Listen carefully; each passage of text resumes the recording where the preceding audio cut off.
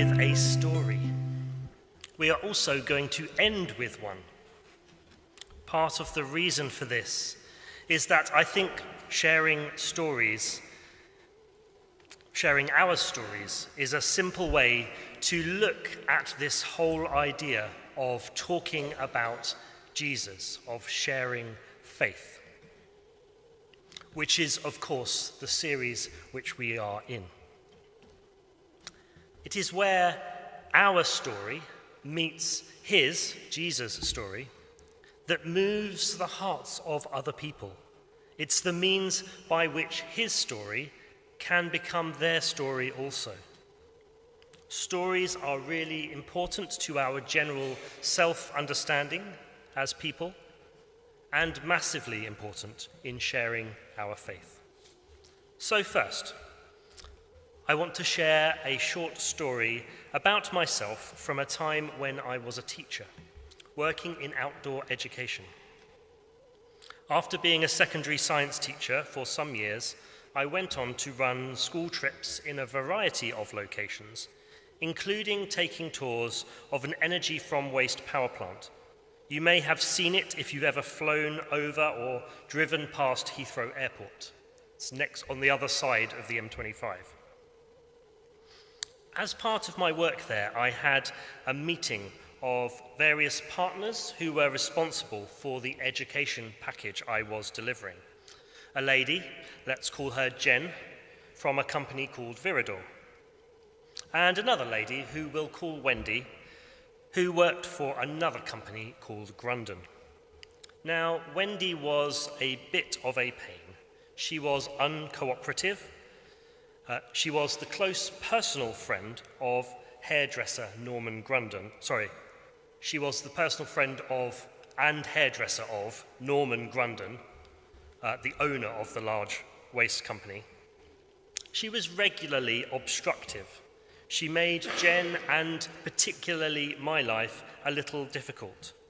And she also held all the chips, so to speak. Semi-officially, she had the last say over a number of things which influenced my ability to do my job well. After one particularly irritating meeting, Wendy had left. Jen stayed behind to chat. We moaned about Wendy together, and then as Jen was leaving, the moment came. She said to me, "Mike, how do you put up with her? You are so patient. How is it that you haven't just lost your rag and yelled at her? She is so difficult." Time froze for me in that moment, and I knew what I should say. The words were on the tip of my tongue. "Well, Jen, I honestly believe it's God's Spirit within me that enables me to have such self-control and patience with her. These are the words I've reimagined to myself many times since that day." Instead, of course, all I actually did was to shrug, afraid of associating myself with Jesus, afraid of giving him credit for something I knew in my heart was his gift to me in that moment and with Wendy. I shrugged, smiled, and Jen left. I never saw Jen again. I was made redundant from that position shortly after. Now, I'm telling you this story because I want to give you permission to both want to share your faith, but also be scared of doing so at the same time, as was I. I want to give you permission also to fail, because I want you to be able to persist in trying. Remember, we are not the ones responsible for saving people. We aren't able to do that, only God can. He draws people to himself in all sorts of ways. And yes, he uses us in his plans. We never know when or how he will use our words. That is up to him. We also aren't responsible for how people will take our stories as we share them. That is up to them. We are simply responsible for sharing what God has gifted us, not the outcome of that sharing. I wonder if you have any stories that you can share. And I wonder if, since we were talking about sharing stories over coffee, whether you might think of one now, and later on, when you're in the queue or sat down with your biscuit dunking, you might like to share that story with someone else as part of our response to today. Now, the Talking Jesus courses that are running midweek, Tuesday evenings and Friday lunchtimes, have been talking about the theme of motivation this week. What motivates us to share our faith and what does not? In the video, there's an interview conducted while the participants are climbing a mountain, and the video uses a mountain analogy for our learning to share faith.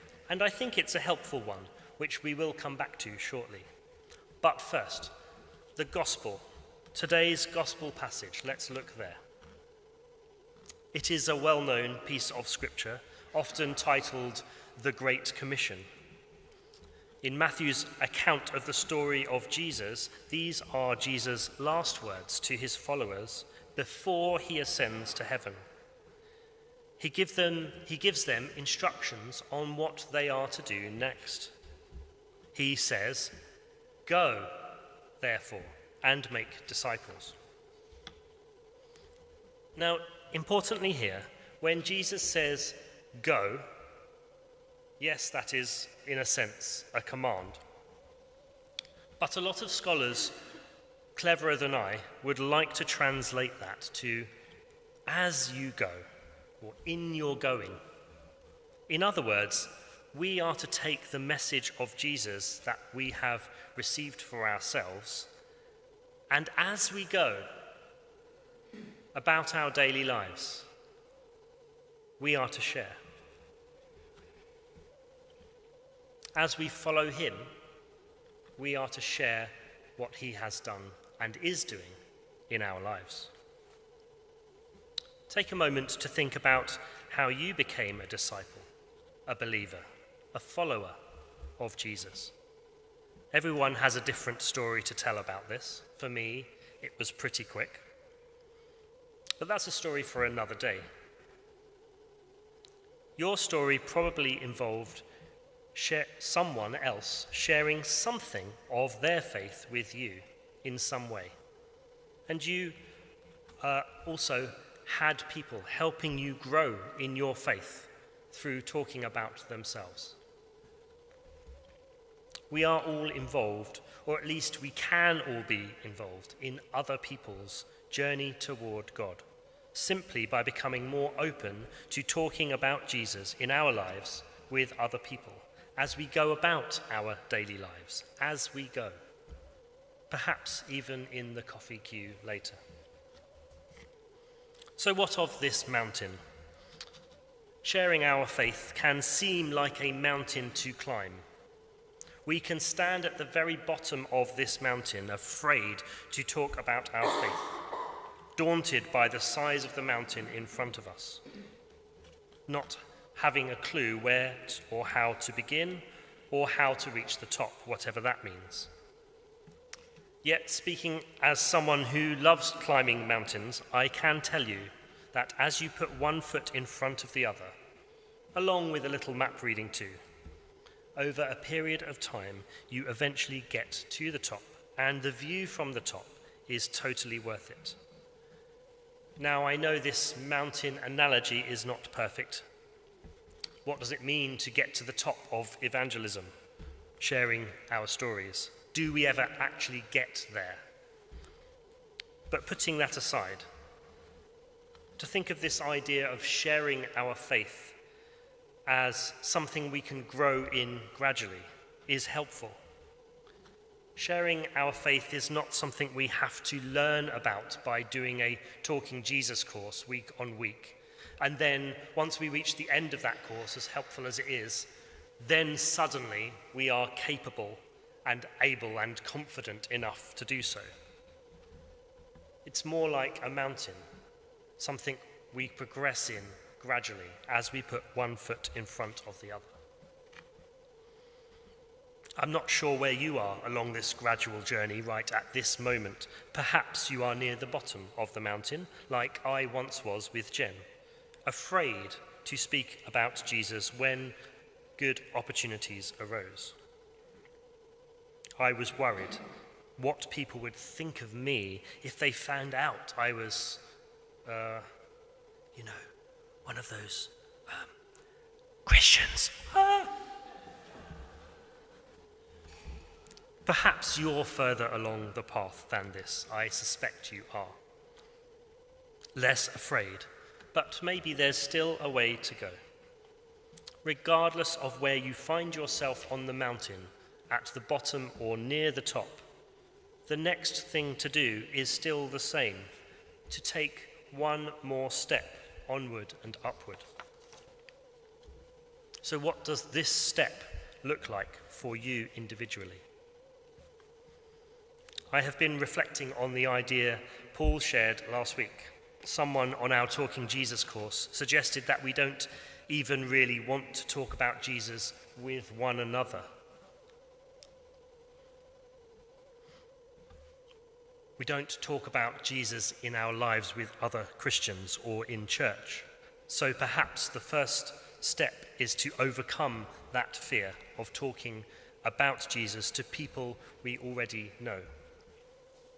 However, I also think that we don't do very well at speaking even to other people that we don't know about mundane things, not even about our faith.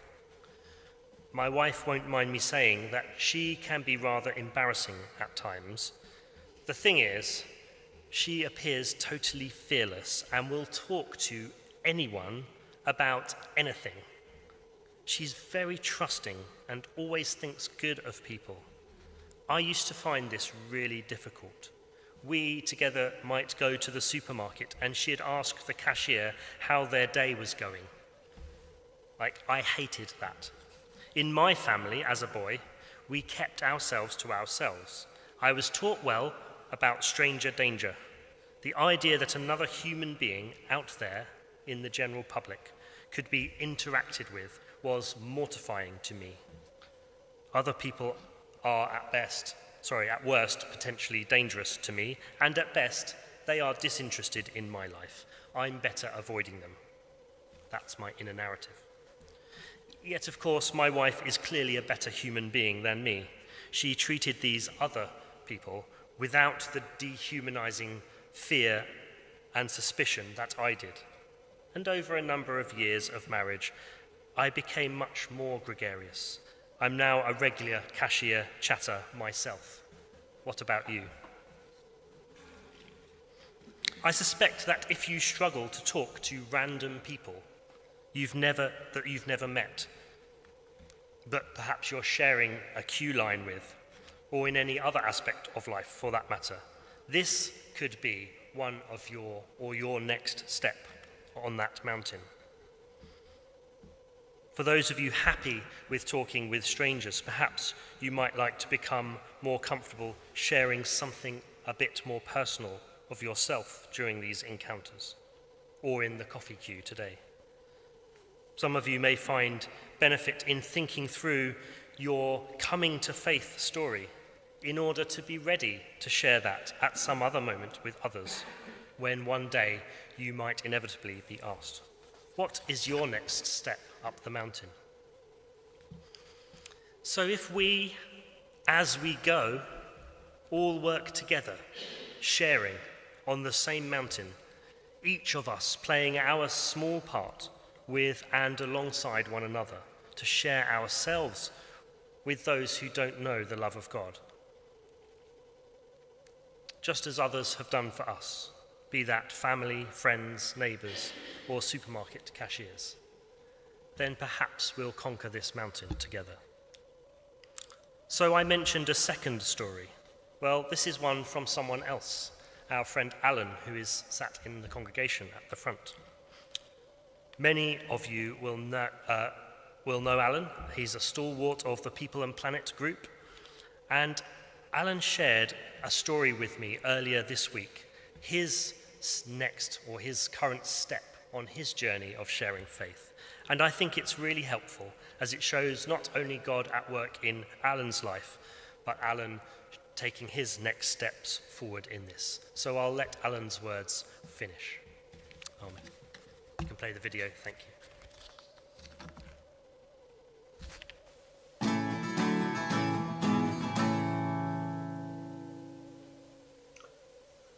Well, it all happened a few weeks ago when Paul gave a sermon on sharing our faith.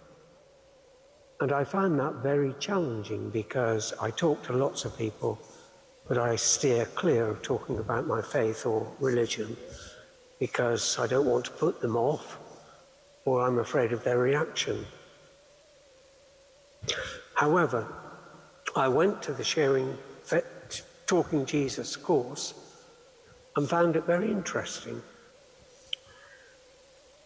When the course had finished, I just stayed for a moment and thought, what can I actually do?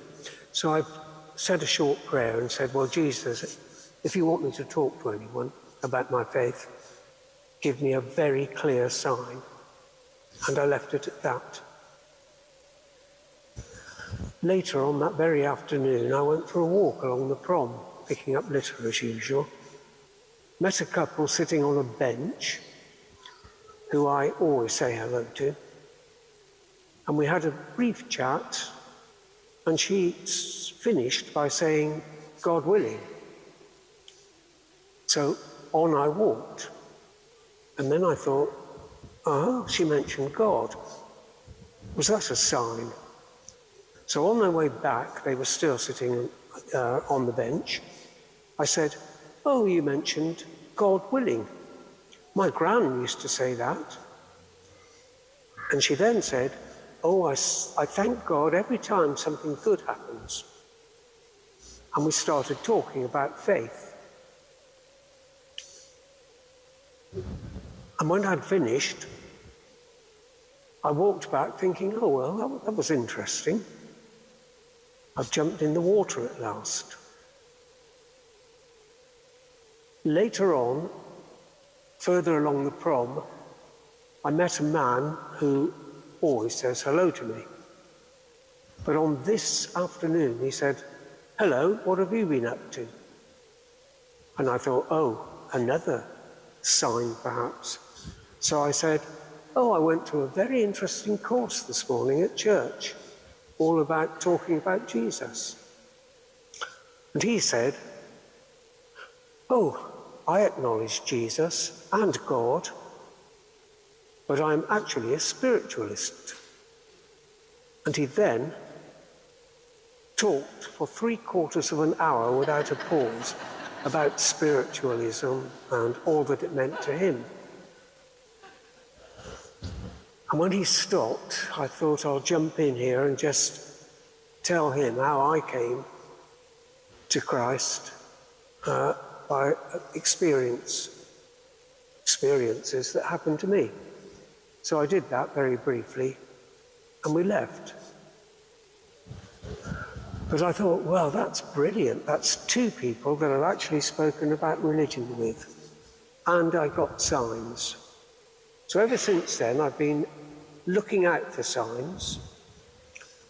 And anybody who goes to church, I'd better warn you, be careful what you say to me, or I might actually take it as a sign to talk about Jesus and keep you for half an hour.